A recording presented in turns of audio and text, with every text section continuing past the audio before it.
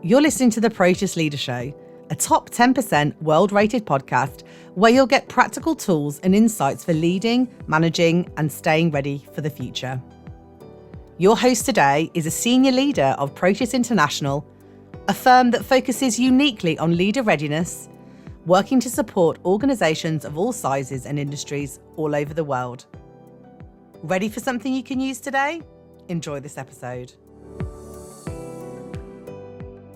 Welcome to the Proteus Leader Show. I'm your host, Marie Olive. Today we're diving into one of the most critical topics for leaders and boards, cybersecurity. With increasing regulatory pressures, evolving cyber threats, and the rising financial and reputational risks of breaches, leaders can no longer afford to treat cybersecurity as just an IT issue. It's a business imperative. Joining me today is Vishal Chawla, cybersecurity strategist and CEO of Blue Ocean Cyber. With 25 plus years advising 1,400 boards and CEOs at firms like Deloitte and PwC, Vishal turned cyber risk into a strategic weapon. At Blue Ocean, he built Risk GPS, a platform that helps organizations outthink criminals and nation states to prevent business disruption. By linking cybersecurity directly to revenue protection and ROI, Risk GPS makes cyber defenses a boardroom priority. Vishal's expertise has been featured in the Wall Street Journal, MIT Review, and NACD, where he equips leaders to turn cyber risk into a competitive edge. Welcome to the show, Vishal. Thank you for having me, Marie. My pleasure. So let's dive in. Cybersecurity, Vishal, is often seen as a technical issue, but you argue that it's a leadership and governance issue. Why is that shift in perspective so important for CEOs and boards today? It's a good start, and I'm excited to talk about it because I've been in this space for 25 plus 30 years. Started as a developer and then being a partner, driving a lot of cyber enablement for companies. I saw the maturity where when you look at technology first, the technology used to be about enablement, where it was there to bring efficiency and reduce cost. So I'm running a bank, I use technology for certain enablement and reduce cost, and that's where technology used to be. So cyber came and started becoming a technical issue because if I'm using technology to enable some process, I can do it. And that was in 90s and early, probably late 90s. And when the internet started coming, it just said, oh, I don't need to go to the bookstore. I can go to the Amazon website and buy books. So the technology shifted from being an enabler to technology being the driver of your business model and the strategy. So once the shift happened from technology being enabler to technology being the driver of the strategy, what that changed today is if you can be any of the biggest bank in the world, they are running more like a software company than a bank. They are more software company which happens to do banking. I am I'm a technology company who happens to manufacture iPhone. So they are basically a software and a tech company who is doing a business model. What has happened is the criminal understand this better, unfortunately, compared to a lot of leaders sitting in the executive suite in the boardroom. Because the criminal says, how I make money is by disrupting business.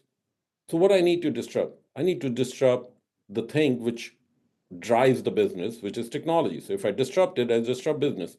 So when the criminal act from that perspective, they are going after it. If we need to go back as a board and the executive, now we need to start looking at cyber as core to the business issue because the technology which it can disrupt is going to be impacting how we make money, how we grow, how we build trust with the customer, and how we'll respond to our stakeholder. Everything is integrated into how our technology is driving strategy, and only thing which is not, which can disrupt that, is cyber. Got it.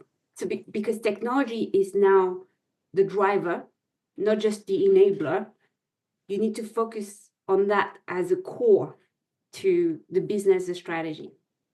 That's powerful. So with the SEC's new cybersecurity disclosure rules, boards now have direct accountability for cyber risk on top of it. So what are the biggest governance gaps you see?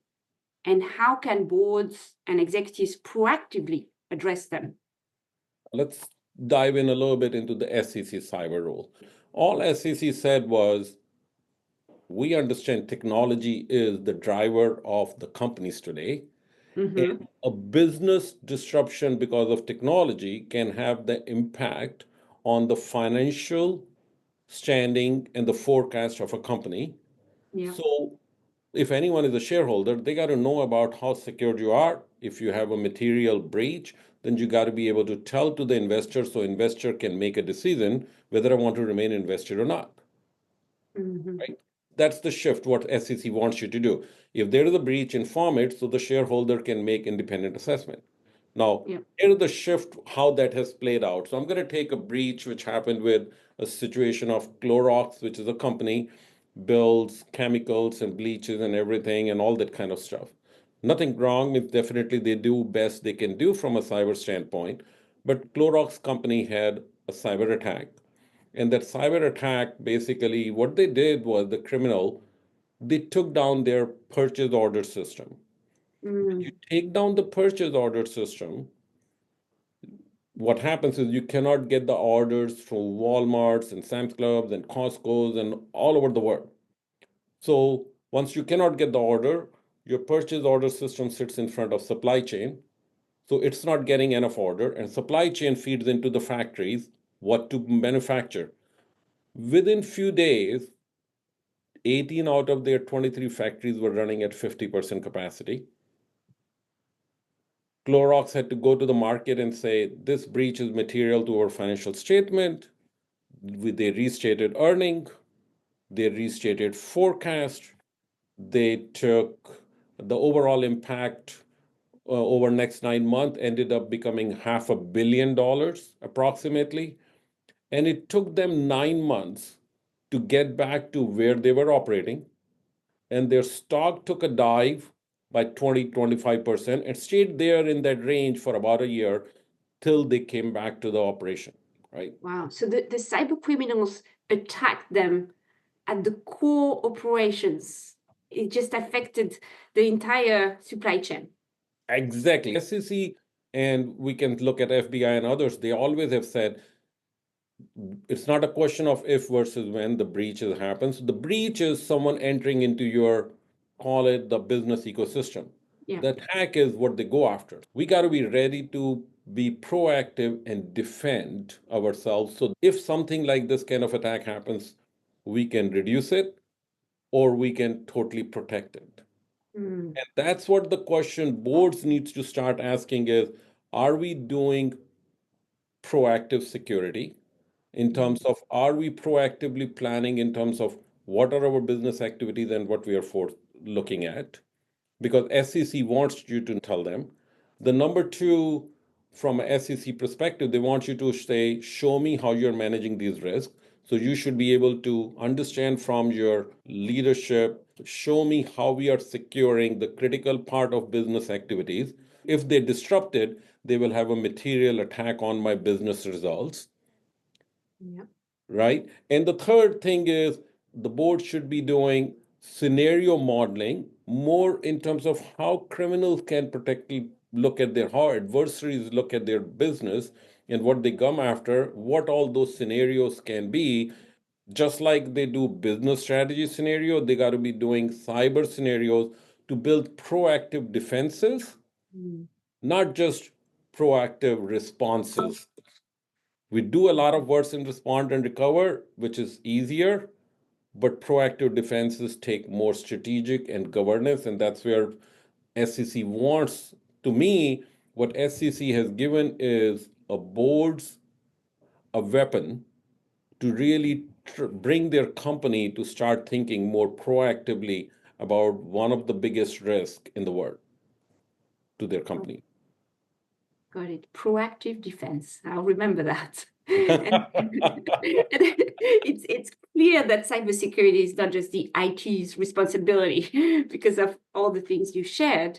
So it's clear that cybersecurity is a business risk. So we need to incorporate that into the overall business strategy and decision-making process. So how can leaders do that, Vishal? It's a great question. So I think we touched on those things. So let me start with giving you a little bit. I'll take a use case, and this is a real public data. So SolarWinds happened a few years ago. They were attacked, and the way criminal got in was it's a software company pushing software out to thousands of companies all over the world.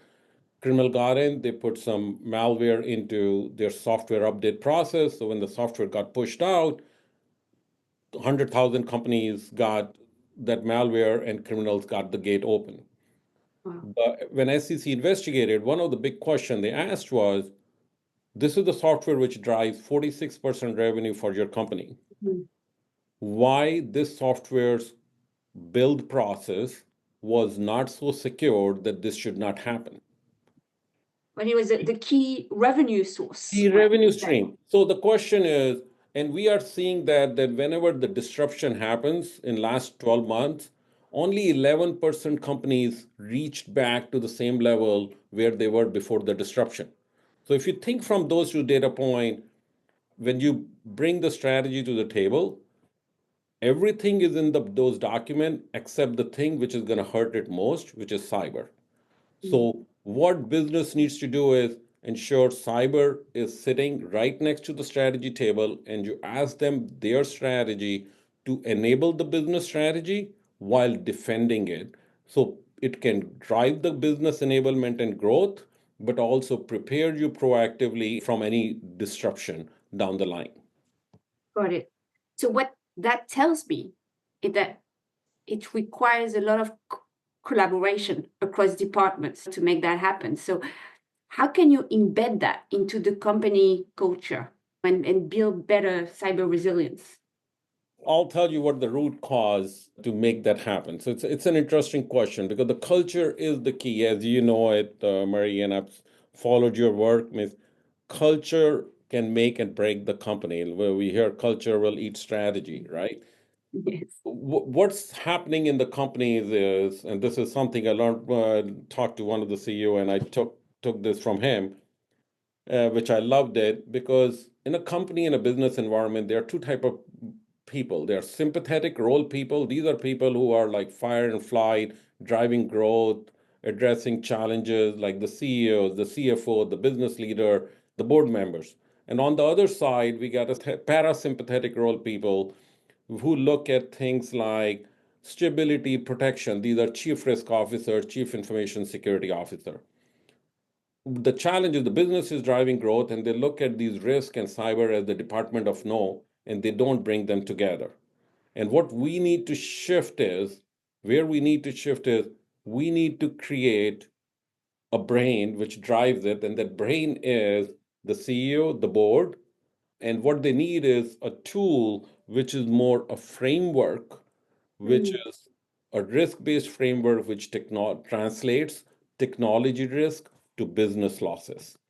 And once you enable that, that will bring both sides to look at the problem, even if from their lens, but they're looking at the outcomes which apply to both. Yes. And to drive that change is critical. It is important that the business and the CEO drive that change.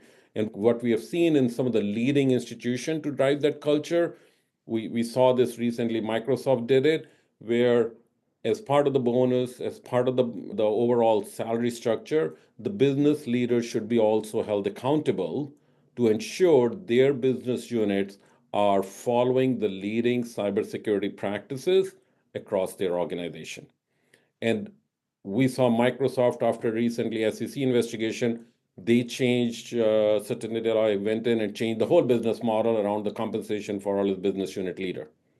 We are seeing that in leading companies. So part is building that framework, which brings risk lens into how cyber is being deployed within the company to protect business losses. And number two, enablement is really making it part of your organizational construct. So the level of accountability is tied to your performance review and your bonuses.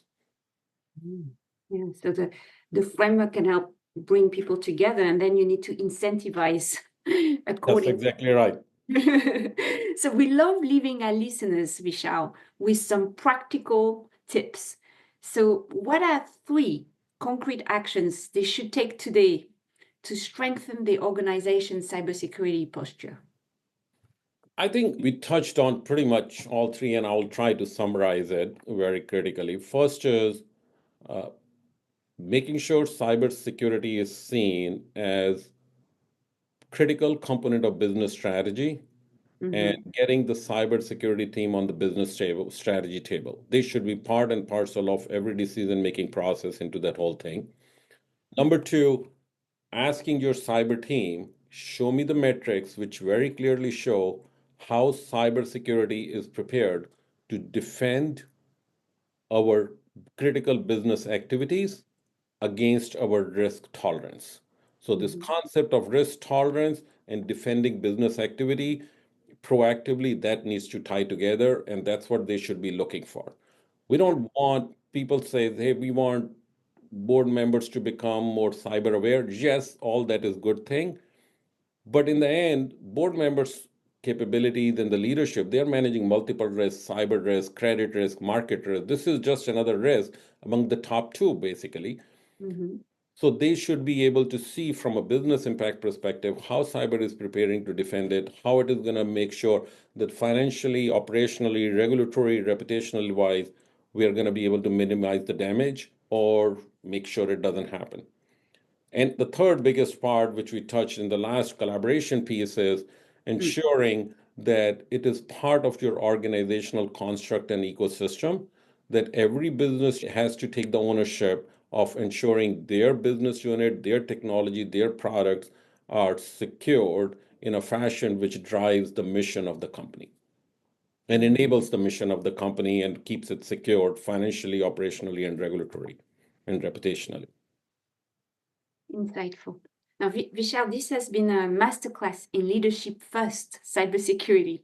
And you've made it clear that this isn't about firewalls, IT, compliance. It's about safeguarding revenue, shareholder trust, and the very future of the business. And what struck me is the power of a framework, because with that framework, instead of chasing threats, you're equipping leaders to think like adversaries and act like strategists. So for our audience of boards and executives, this is the playbook for turning cyber risk into a boardroom superpower. So let's change the narrative. So thank you so much, Vishal, for being with me today. Thank you so much for having me, Mary. I appreciate it. Enjoyed it. If you want to know more about Vishal's approach, visit blueoceancyber.com. And for more resources on leadership, visit proteus-international.com. Thank you for tuning in. And until next time, here's to creating the leadership you truly want. We hope you're feeling better equipped to create the career, the business, and the life you want. To find out more about how we support our clients in leadership, learning, and change, visit us at proteus-international.com. Have an excellent day, and thanks for listening.